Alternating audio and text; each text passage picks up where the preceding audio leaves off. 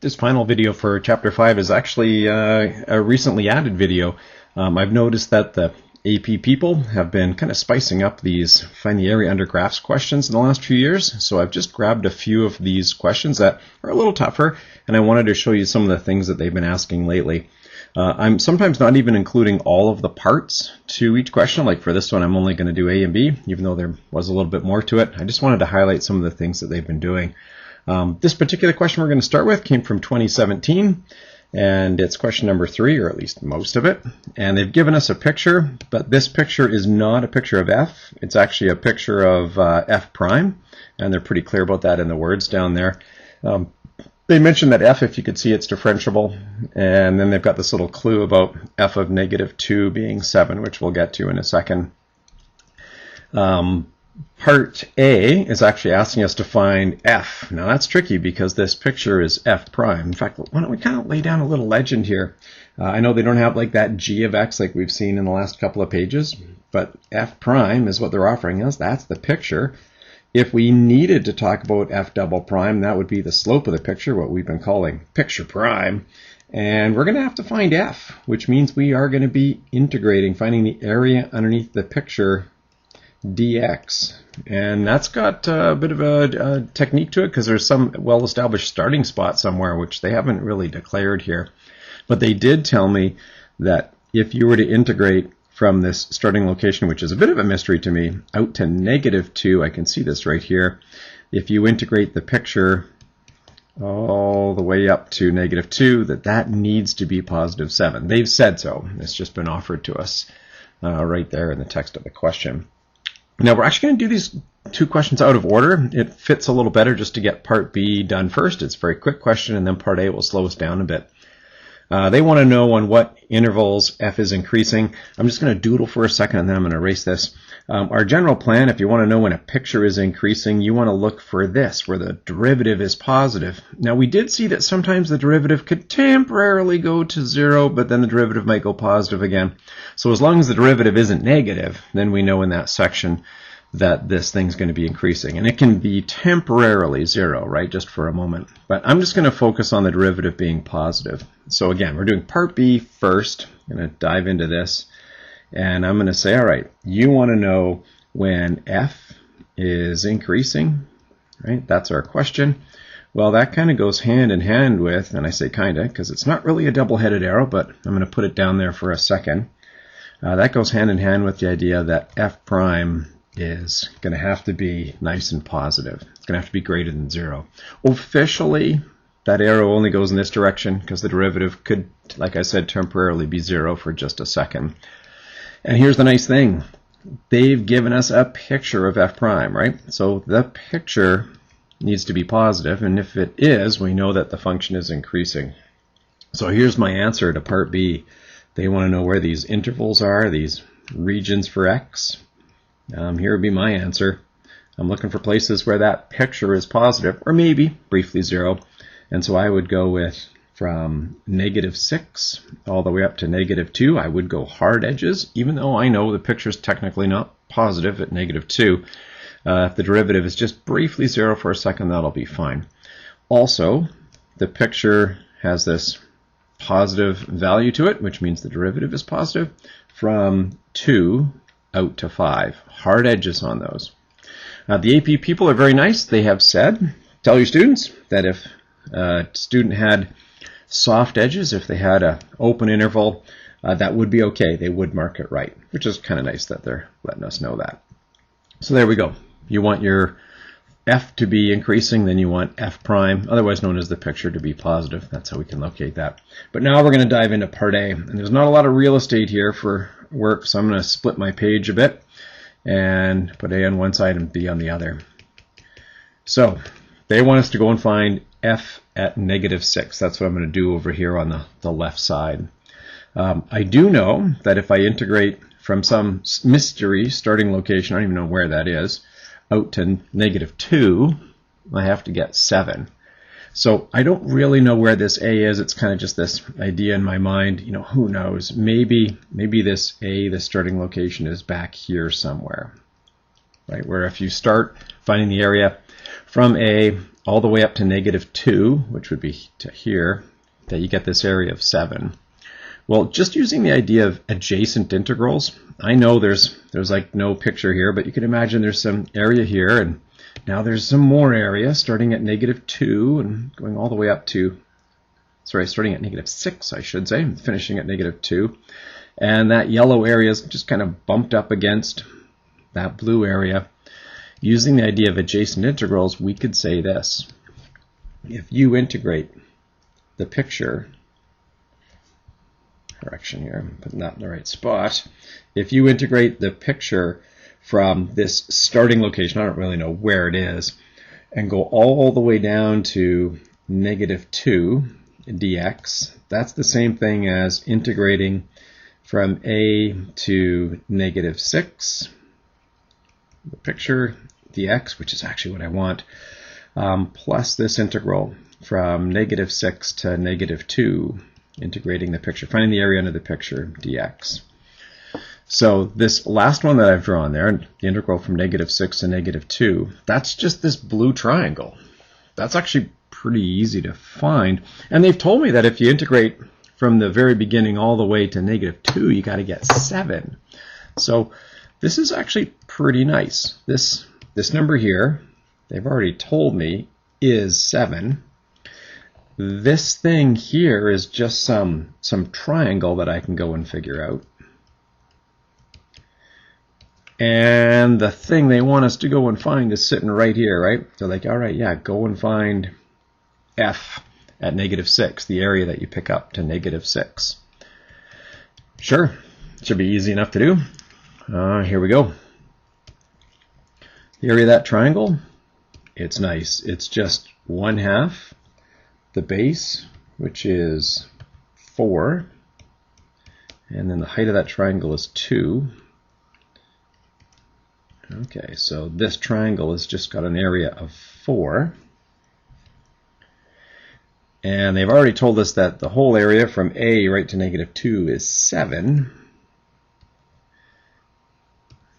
And that's going to equal the function at -6 plus 4. So really all we have to do is subtract. There's a couple of different ways to look at this, but it all basically comes down to the same thing. You do have to find the area of that triangle. And it looks like this answer here, this function value at -6, it's just going to be 3. Now, using the same idea to try to do the next one, they're like, oh, could you go and get f at 5? Sure. Let's imagine doing this integral from -2 all the way up to 5. We're going to find the area underneath the integral of the picture dx. Let's just see how this looks here. Okay, so from -2 all the way up to 5, we got a couple of things on the go. There's this circle here, or at least it's a half of a circle. It's hanging down, so we're going to call that a negative area. And then there's this area here, another little triangle. This one is sticking up above the x-axis, so that's going to be a positive integral, positive area if you wish. So I think if we can find that kind of pink integral, I think we're actually going to be well set up here to solve this problem. So we've got a half circle. I'm going to take the negative of it. And there's a triangle. If we can find this integral, then we can use it to solve the problem. So the area of that half circle, so -1/2, and then pi r squared, so pi. Looked at that circle, the radius was 2, so 2 squared. That's going to be pretty easy here. You got a half of 4, so this is -2 pi. Then the triangle. We've got 1/2, a base of 3, a height of 2. Oh, the half and the 2 cancels. The area there's 3. So this integral is -2 pi plus 3. Okay, so again, we're going to just kind of set this up as adjacent integrals, and I think we can pretty nicely polish this off. We do know that if you integrate from some starting location to -2, you get 7, and we want to go all the way down the road to 5. No problem at all. So if we want to find out what f at 5 is, we're going to take their area up to -2. Sorry, this should have been equal sign in here. And then add on this integral from -2 to 5 of the picture.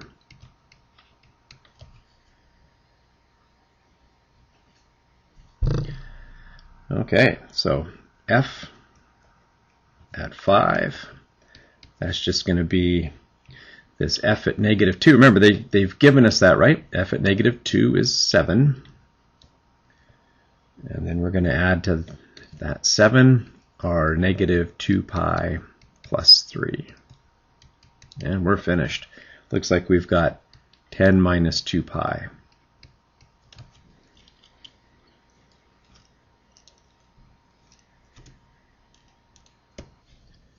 If you're kind of looking at what we've done there and it just doesn't quite feel right, here's a different way to look at it. I'm just going to go up to the top of the page where there's a little bit of work.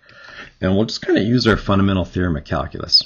So if we're ever doing an integral, we know we can use an antiderivative to evaluate the integral. So if you've got some starting spot and some final spot here, and we're integrating something, well, we've been finding the area, if you want to call it that, with this picture of f prime. So let's, instead of me writing down picture here, how about I write f prime dx? Now, how do you evaluate that? How do you go and figure out what that is? Well, we found that you could do an antiderivative. So what's the antiderivative of f prime? That would just be f, just straight up f of x. And then you put a little evaluation box on that. We're going to start at a, finish at b. And so if you kind of just write this fully out, we've got the integral from a to b of f prime. So that's that task of finding the area of that picture. It's just equal to f at b minus f at a. You can move that f at a to the other side and say, okay, f at b is just f at a. Let's write it out actually. F at b, if you want to figure it out, would just be f at a not x. So we'll put a in there, and then we'll add on this integral from a to b of f prime dx. That's basically what we've been doing here. So let's go and take a look at the next one. So this one here is from 2017. It's actually question number 6. And we're going to split this one up over a couple of pages, actually.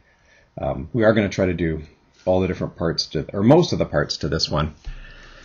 They had a table of values for this g and g prime. They've got a picture for h where we can pull off y values and maybe stare at it long enough to see some slopes. And then they've got some algebra. So they've got the full trio of different things going on here, right? They got tables, they've got graphs, and then they've got some nice algebra down here, some symbolic work. Okay, so they wanted to see you do derivatives with any one of these things. Part A, they're saying, hey, could you go and find the slope of the tangent to the graph of f at pi, right? So we're going to try to go find, based on their request, what f prime of pi is. I'm actually going to do a little bit more work than that, even though they didn't ask for it. I want to go and find f at pi as well. So they didn't ask for it, but here goes. If you were to go and do f at pi, just put pi into the algebra, so it's just right up here. That would be the cosine of 2 pi plus e to the sine of pi. Now, being question number 6, this would have been a no calculator question, so you'd have to be able to do this without a calculator, just thinking about the unit circle. So the cosine of 2 pi, get that x value on the unit circle, that's going to be a 1. And then sine of pi, sine of 180 degrees, is a 0, so you have an e to the 0. So that's another 1. So f at pi would be 2, just a nice clean 2. They did not ask for that, right? They actually asked you to do f prime at pi. So sure, we'll get to that right now. F prime. Well, let's do f prime of x first. So they wanted us to do a derivative with this algebra. Looks like we've got the chain rule happening here a couple of times. So we're going to end up with minus the sine of 2x. Oh, but then the chain rule is going to kick out a 2. And then moving on down the road, an exponential. Okay, that'll just be e to the sine x, but then we have to multiply by the derivative of sine x, and that would just be cos x. Now here comes part A. Here comes question A. They're like, okay, great.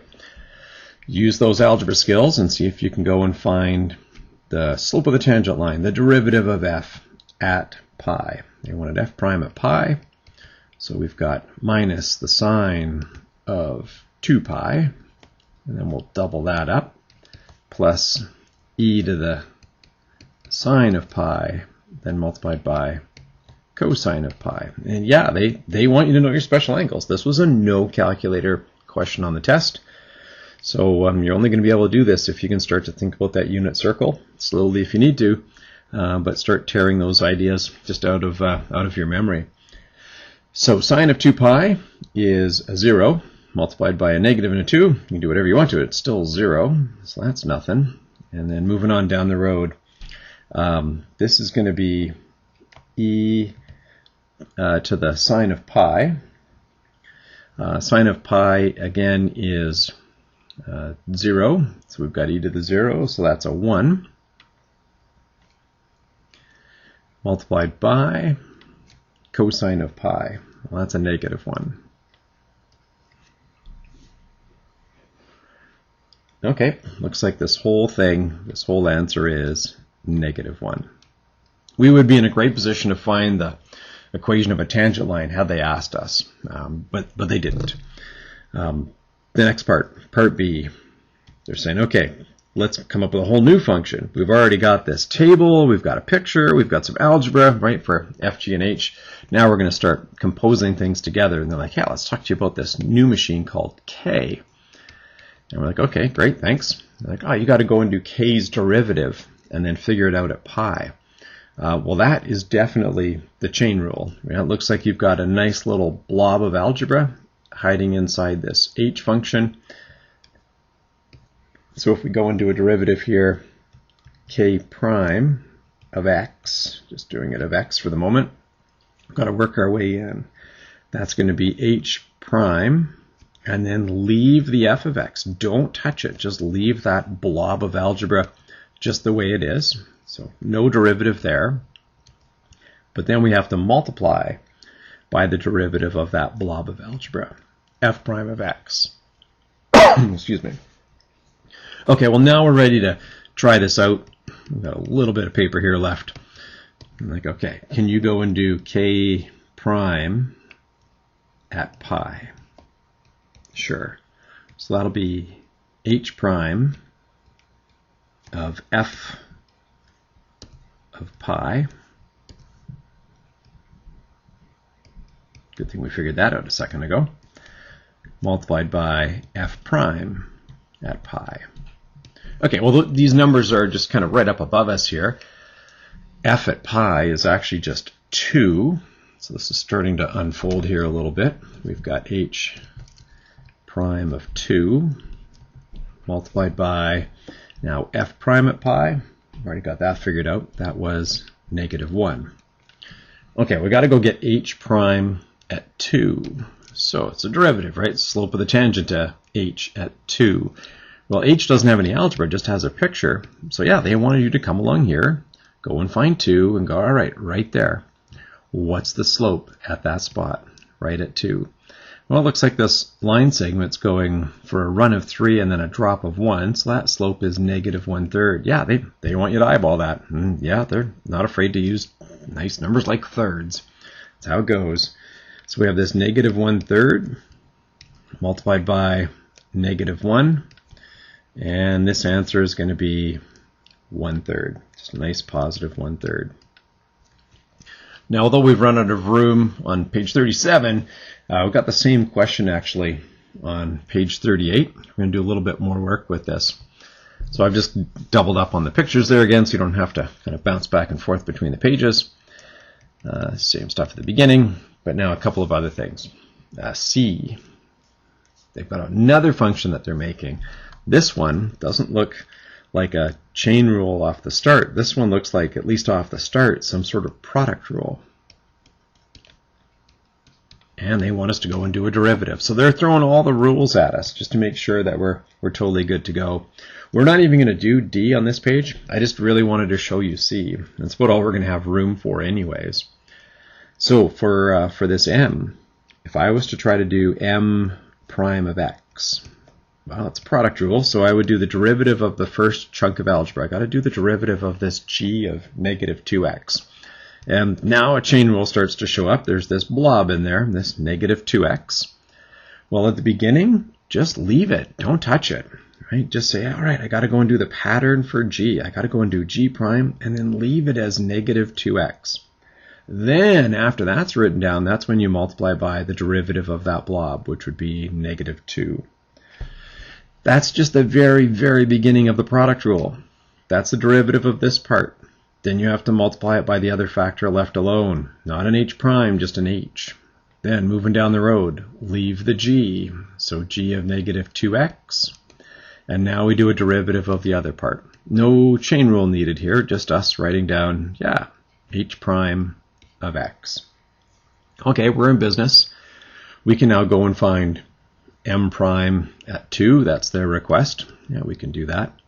We could actually kind of find anything in here as long as we have everything else. They've given us everything on the right-hand side. So yeah, we'll go and do M prime at 2, and now just substituting numbers in. We're going to have to go and figure out the slope of G, and we're going to have negative 2 times 2, so that'll be a negative 4. Then we'll take that answer, multiply it by negative 2, then we've got to multiply that by H at 2. That'll be interesting. Keep on going here. G at negative 4. Let's grab that from the table. And then the slope of H at 2. Okay, well, some of these are easy. Just kind of working through them here now. G prime at negative 4. Well, we can just catch that from the table. Negative 4, G prime. Yeah, we're looking at a negative 1. Literally grabbing it from the table. That's the exercise, is that you would go and do that. Grab it from the table. H at 2.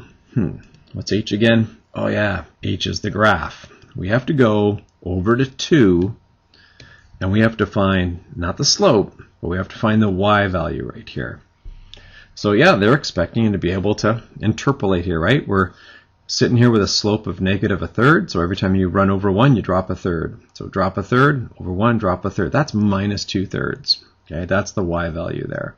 So this point is the point 2 minus 2/3. 2 over, 2/3 down. So grabbing that right off the graph, yeah, negative 2/3. Okay, continuing. G prime, or G, I should say, of negative 4. We just grab that right from the table. G of negative 4 is just a 5. And then H prime at 2. We've already done this. We did it on the previous page. That's a negative 1/3. No calculator here, right? This is us just playing along, pencil and paper. 3 negative signs, so it looks like we've got a negative 4/3 and a negative 5/3. Okay, adding them up, looks like we've got negative 9/3. Yeah, answer for this one, negative 3. Doable. We didn't need a calculator for that. So they might ask you to demonstrate the product rule or the chain rule in some big, interesting composite story where they give you tables, maybe graphs, maybe algebra, all at the same time. That's actually becoming more and more common on the tests. Okay, the next one. This one here. This is from 2019. This is our second last one. I've got this function f. They've given us a picture of f. It's nice and continuous from the whole picture we get to see. And they've actually said it's continuous right from negative 6 to 5. Okay, very nice. We get to see a portion of it, only from negative 2 to 5. Got some line segments, a bit of a circle. And they've actually clarified a y value. They've said if you're at 3, we'll even carefully tell you what this y value is based on the equation of a circle. All right, that could be handy. Turns out the one question that I really want to do with you on this one is actually just B. Okay, I wanted to show you how we can use our rules for definite integrals in order to answer this question. So I'm sometimes ready to go and find areas underneath these pictures. That's all very nice. But what if they start modifying it? What if it's like, oh yeah, we're going to do this area, we're going to do this integral, but just take a look at all this stuff here. It's not just like some picture here, right? Things are being multiplied by 2. It's actually f prime, not f. And then there's this 4. It's pretty interesting there with lots of stuff on the go. No problem. We can break this up just based on the rules that we know. So I'm gonna rewrite this. I know that if I've got inside my integrand, my stuff that I'm integrating, if I've got a sum in there, I know I can break this up as 2 separate stories. That's what I want to do. I'm going to make this the integral from 3 to 5. Let's go with the first thing, 2 times f prime of x dx. There's the first bunch of stuff, and then I'll put my plus here, and then a whole new integral from 3 to 5. Looks like it's just the integral of 4 dx. Yeah, I don't need a lot of help with that. I can find that integral pretty nicely. Now, officially, the dx and the integral sign are not their own brackets, so you'll often see people add extra brackets in there. Yeah, it's probably pretty clear without them, but they probably should officially be there. Okay, let's break this up a little bit more. You've got this nice constant, this 2 inside there, and we've got the constant multiple rule that says if you have a constant inside a definite integral, you don't have to tolerate it there. You can actually pull it out to the front. So I'm going to do that. I'm going to pull it out to the front and say, okay, this answer will be 2 times the answer for the integral from 3 to 5 of f prime of x dx, which is not the picture, right? The picture is actually f. And then we've got this other integral from 3 to 5 of 4 dx. Okay, now here's where we're going to get a little fancy. And here's where it actually turns out that the question gets a bit easier. The way you're supposed to do antiderivatives, the way we've been doing them, or integrals, is you find antiderivatives. So you take this 4 and you ask yourself, okay, what's an antiderivative of 4? Well, probably the simplest one would be 4x. You're like, yeah, that'll work. That's an antiderivative of 4. There could have been a constant on there too, but you don't need it if we're doing definite integrals. Now we're going to evaluate this. Beginning number's 3, the final number's 5, and we'll evaluate final minus initial. I'm going to do the same thing here, but here's where it gets really nice. I need to do an antiderivative of f prime. That's the name of the game, right? Got to do an antiderivative of that stuff inside the integral. Well, I've got f prime in there. So if I do an antiderivative of f prime, it's just plain old boring f of x. It's actually pretty nice. I'm going to go and evaluate this. Beginning number 3, final number 5. Multiply all of that by a 2 when I'm done. And now it's actually really easy. So evaluating this, I'm going to have to go and do f figured out at 5. I can use the picture for that. Minus f figured out at 3. I can use the picture plus a little bit of their advice for that. When I've got that done, I am going to double the answer. That 2 is just hanging around out there, constant multiple. And then over here, putting in the 5. The last numbers go in first. So this would be 20 minus 12. Brackets just for emphasis there if you want. Okay, f at 5. That's actually just the picture. F at 5 is 0. Okay, that's nice. So just a nice 0 there. Now this next part, they gave it to us. They said, okay, it was a little hard to see, but at 3, the function is 3 minus root 5. That's just what the equation of the circle spits out. We'll take it. So you have 3 minus root 5 for that value. Then we're going to go and double that. And then it looks like we're going to add 8. So distributing the 2, looks like we have 6. And then plus 2 root 5. Actually, this is going to be negative 6. Still have the 8. Okay, we're done. Final answer, 2 plus 2 root 5. So the key thing on this one is sometimes with these picture questions, they're starting to put more and more interesting things inside the story here. And that's not a big deal. We can rip it apart. we can use some of our rules for integrals, and we can tear that apart, maybe constant multiple rule, maybe sum and difference, just in order to turn it into something nicer. And that happens with this last page as well. So this is from 2022, last year. Question 3C. We're only going to do part C. They've said f is some nice, well-behaved differentiable function. They've got a little bit more information there, right? F of 4 is 3, and the thing they're offering you is not f, right? Be careful. This picture is actually f prime. Okay, so just be aware of that. They're not showing you on this one f. If you wanted to know f double prime, you could take a look at the slope of the picture, what we've been calling picture prime. If you want to start talking about f, you're going to have to go and integrate the picture. You're going to have to find essentially area underneath it in order to be looking for f, give or take some sort of constant. I only wanted to do this part C. They said, okay, let's let g be some stuff, some function that's defined as f of x, which I don't even get to see, right? I'm like, where's f, right? They're not even letting you see f. And so you're not letting me see f. Now you're starting to tell me about g, and it's made up of f, and then subtract x. And then they have this question. Okay, so g's out there. I have no idea what it looks like. But they want to know on what intervals, what x values, if any, is g decreasing from 0 out to 7. Oh, well, I know how to play this game. If g, whatever that looks like, is decreasing, I'm going to go double-headed arrow for now, although technically it should only be one way. G is dropping, so going downhill. Now the derivative's negative. So then g prime has to be negative.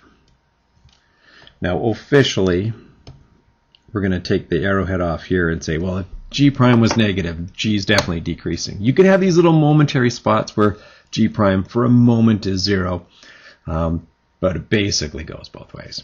So where is g prime going to be negative? I don't know. Let's take their story here. They've got g described in terms of f. Let's go and do a derivative. If that's true, that g is just f of x minus x, then g prime of x would be f prime of x. Ooh, that's just the picture. Minus, now derivative of x would be 1. And I want that to be negative. And the nice thing is, this is just the picture right here, right? The picture is f prime. Okay, so this isn't so bad. We've got f prime, otherwise known as the picture, minus 1 needs to be less than 0. It's actually less than or equal to 0. Well, just move in the 1. We add 1 to both sides. You can do that without reversing the inequality. That means f prime needs to be less than 1. It's actually less than or equal to 1. So I might, and f prime, remember, is just the picture. So I just want to know, when is this picture less than 1? Oh, let's go up to the picture and take a look. And if it helps, you can grab a ruler and you can go and drop it in here right at 1. Say, all right, picture, when are you going to be less than that red line? Well, it looks like right from the beginning, from x equals 0 through past 4, all the way up to 5. Now I know it's equal to the red line at 5, but remember, it can temporarily be equal to it. That's totally fine. So I'm ready to answer this question. Right? I think I've got enough work here. You want to know what x values this is on? Here's the interval. We're going to go hard edges from 0 to 5. And the AP people have said, you know what, soft edges, we would have marked it right. Would have been totally fine. Now, if you're wondering, well, what's going on right at that moment, right at x is equal to 5, because officially we weren't less than 1 there. If you were to actually do a graph of g, if you could see it, which we don't get to see, you'd find it was decreasing, decreasing, decreasing, and then right at x is equal to 5, it would be flat there. Technically, the graph has been decreasing the whole time. It has different levels of a negative derivative there, but it's been decreasing the whole time. And if you're wondering, well, should we play the game again like that over here at 7? If 5 is okay to say, why not 7? Well, it doesn't really spend any time there. The graph actually kind of goes like up and then stops. It doesn't start decreasing again at 7. So just 0 to 5 is fine. Moral of the story, though, with these pages, yeah, they're starting to spice these questions up a little bit, especially with material like this. With like, okay, well, let's throw on some extra little terms here. No big deal. We can use our rules for definite integrals in order to break these things apart. And that's the end of the video.